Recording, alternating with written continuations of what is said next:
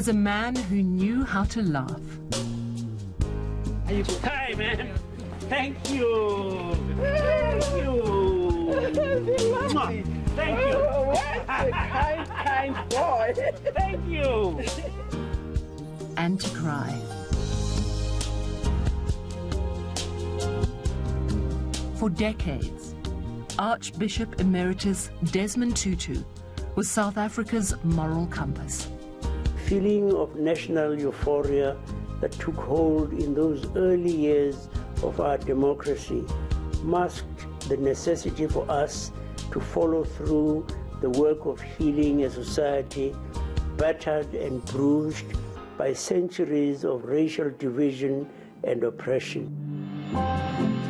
The man fondly known as the Arch was born in Klerksdorp in the former Transvaal in 1931. His father was a teacher, his mother a cleaner and cook. A young Tutu used to go to white people's homes offering a laundry service. He would collect and deliver the clothes while his mother would wash them.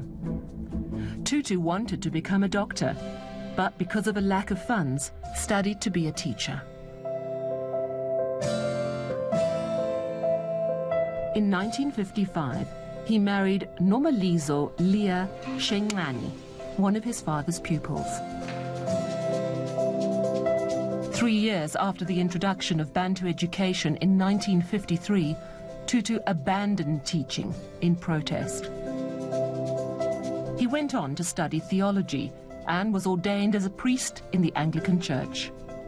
In 1978, Tutu was appointed General Secretary of the South African Council of Churches, leading the clergy in their opposition of apartheid. In the 1980s, Tutu earned the wrath of conservative white South Africans when he said that there would be a black prime minister within the next 5 to 10 years. His tireless fight for freedom was recognized in 1984 when he was awarded the prestigious Nobel Peace Prize. When you've been given the Nobel Peace Prize, it doesn't really belong to you, or in a way you can say it makes you answerable to the world. I mean, the world, as it were, has a piece of you. Tutu was known for being fearless. In 1985, he and a fellow bishop saved a suspected police informer from being burnt to death in Duduza Township. Tutu pushed through a mob of angry youths and rescued the badly beaten man just as he was about to be thrown into his burning car, a petrol-soaked tire around his neck. In 1986, Tutu became the first black Archbishop of Capetown, heading the Anglican Church in southern Africa. And then, finally, democracy. Tutu coined the phrase, the Rainbow Nation, his vision for the newly freed country. Among Madiba's greatest gifts to South Africa was the lesson he taught us to see beyond pigmentation, beyond gender, beyond sexual orientation, beyond social status and religious belief, to acknowledge the worth of all people. That's where it begins. A year after the 1994 elections, Tutu was appointed to lead the Truth and Reconciliation Commission. He retired as Archbishop of Capetown in 1996 to devote his time to this cause. Beautiful land with its wonderful people of different races, cultures, and languages, so that it will be a land of laughter and joy, of justice and reconciliation, of peace and unity, of compassion, caring and sharing. Since the demise of apartheid, Tutu has campaigned for gay rights, against the Iraq War, and former Zimbabwean President Robert Mugabe's regime, as well as climate change. We have only one home. This is the only home we have. In 2007, the Arch joined a group of senior world leaders such as former President Nelson Mandela and former US President Jimmy Carter to form the Elders to promote peace efforts around the world. In May 2013, the Arch declared that he would no longer vote for the ANC, praising its role in freeing the country from oppression, but condemning it for not doing enough to fight inequality, violence and corruption. I won't vote for them. That is something that I have said. And I say it with a very sore, very heavy heart. Because I have felt that on the whole, they have tended to be close to the kinds of things that we dreamt about. Tutu had a close friendship with Nelson Mandela. When the former statesman died in December 2013, Tutu initially said he wouldn't be at the funeral because he hadn't been invited. Government denied this, and the Arch did attend. Now I want to show the world, which has come out here to celebrate the life of an extraordinary icon. We want to say thank you to that world, but you must show that world that we are disciplined. In that same year, the Desmond and Leah Tutu Legacy Foundation was established, focusing on youth development and social justice. He is survived by his wife Leah and 4 children: Trevor Tamsanqa, Tandeka Teresa, Nontombi Naomi, and Mpho, a reverend who left the Anglican Church because it wouldn't accept her because she's gay.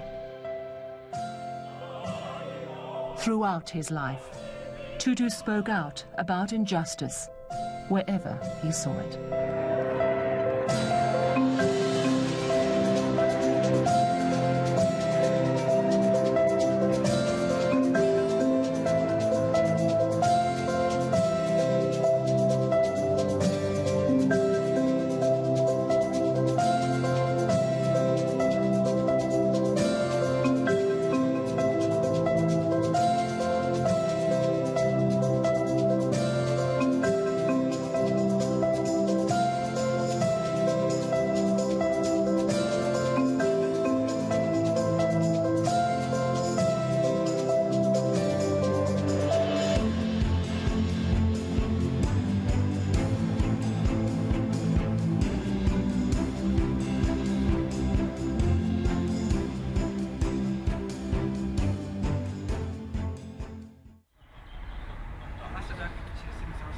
In a small corner of the British capital is a peace garden in honour of Archbishop Emeritus Desmond Tutu.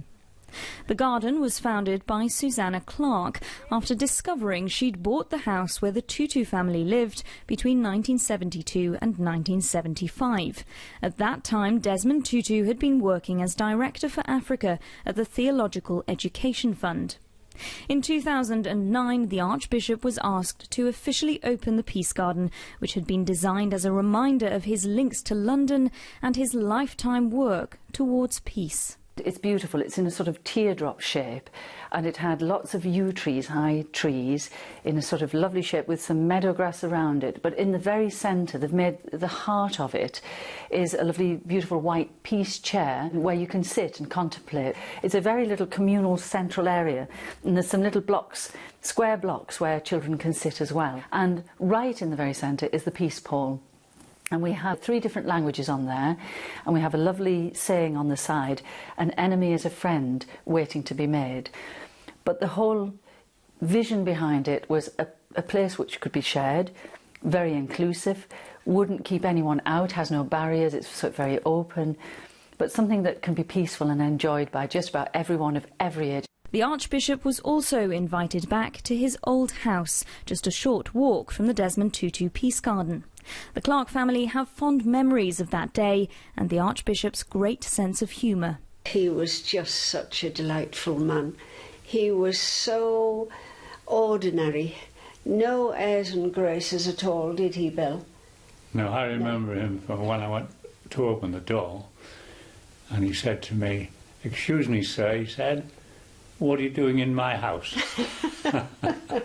Yes, he was so nice, and he loved looking round again and seeing it all, and he was obviously quite emotional about it, because when he lived here, his children, I think, were quite young, and those are the times that you have lovely memories from when your children are young, and it obviously affected him. The house where the future Archbishop, his wife and 4 children lived in the 1970s is now owned by Laura Oxley. Laura works at King's College London, where Desmond Tutu studied in the 1960s, and knowing the history of the house was a major draw. He was such an inspirational figure, and he it was a real beacon of light for social justice, and that's really important to me as well, and my work and in my studies as well. So I kind of feel that it's just really an honour to be able to live here in this historic place. Back in the 1960s, and while studying in London, it was another part of the capital the future Archbishop called home, St Albans the Martyr Church in Golders Green. I think he must have been looking for some accommodation. So I'm assuming what happened is letters came out, because letters in those days came out and said, have you got a flat for a young family to use while he's studying? And fortunately for us, we did have a curate's flat, and that's where he came to live. And his younger daughter was born there, of course.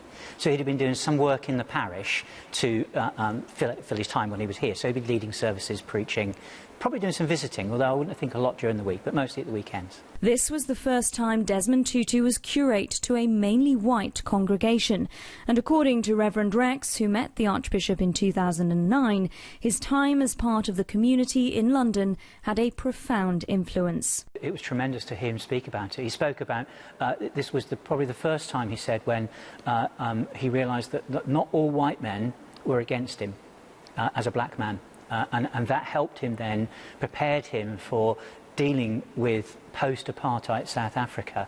And of course, I think we were part of that. He also tells some funny stories where it says that whenever he saw a policeman, him and his wife would always go up and ask for directions, even if they were in North End Road here, just outside the church, because the policeman would say, "Of course, sir, of course, madam." And he wasn't expected to be addressed like that by a policeman, so they would always ask for directions. And another occasion when he was in the bank and somebody pushed in front of him, which I guess was a common experience for him back in South Africa in those days, and the teller said, "I'm sorry, that gentleman was in front of you," and pushed the other man back and let him go first. And these experiences seem to have really helped him realise to treat people as potential friends rather than potential enemies. With strong links to London and many of the communities here, Archbishop Desmond Tutu's memory and legacy lives on. He rose to the top in his church. He rose to the top in his country and in the world, getting the Nobel Peace Prize. He never changed. And I think ordinary people, in everyday living, I think they appreciate that more than anything. His legacy will be that concern about peace for the future of people. But I think the legacy is also that you still have to fight. This world is all about fighting for the good things that need to be fought for. A man of great truth, always spoke the truth. In the church we'd call him an apostle, which is a high office of the church, if you like, is somebody who's really anointed by God to speak truth to people with great authority. And there's no question that in my view, I'd say he was an apostle. And they will be able to remember him and pay tribute to him here, a place he called home whilst away from his native South Africa. Natalie Powell. We will be free! Desmond Tutu was an exuberant figure, an outspoken Anglican priest who became one of the world's great moral voices. It was during South Africa's long and violent struggle against white minority rule that he rose to prominence.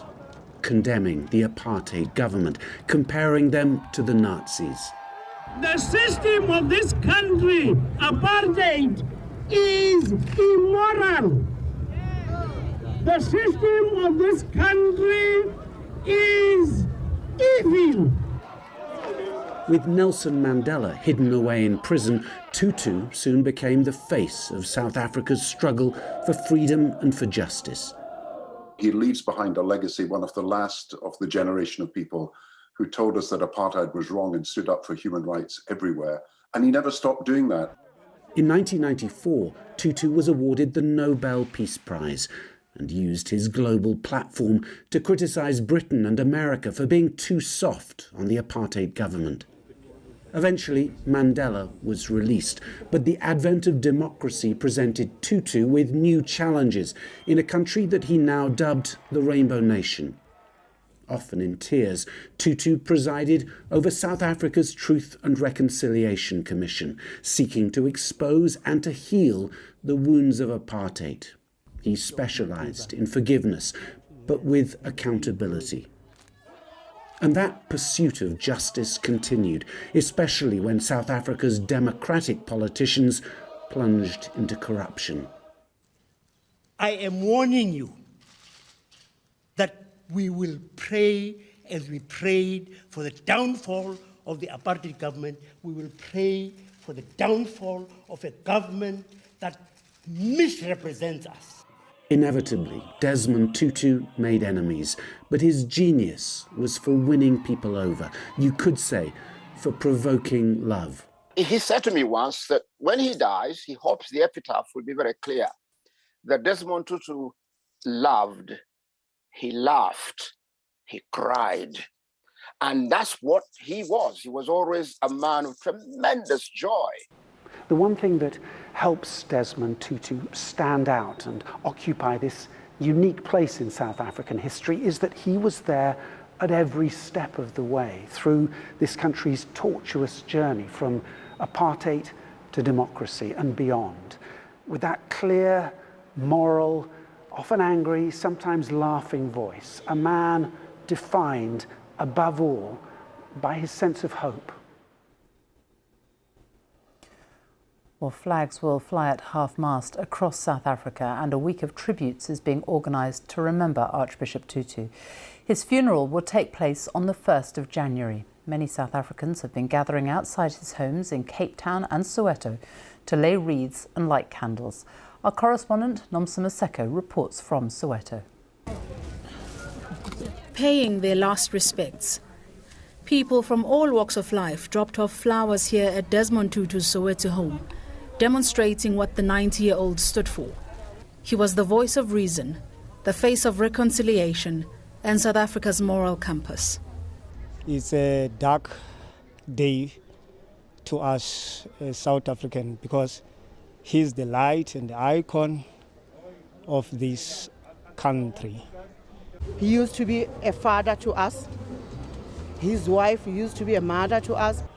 It was Desmond Tutu, known affectionately as the Arch, who coined the phrase Rainbow Nation to describe South Africa's ethnic diversity.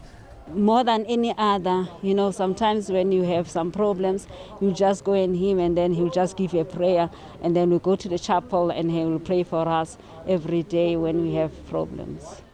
Several memorial services are expected to be held in honor of Desmond Tutu over the next few days. For people here in Soweto, they remember the Arch as a unifying figure who played a prominent role in South Africa becoming a democracy. Flowers were laid in Capetown too, where he died at his home surrounded by family and friends. A 7-day send-off is being planned, including a lying in state and a mass to be held by the Anglican Church.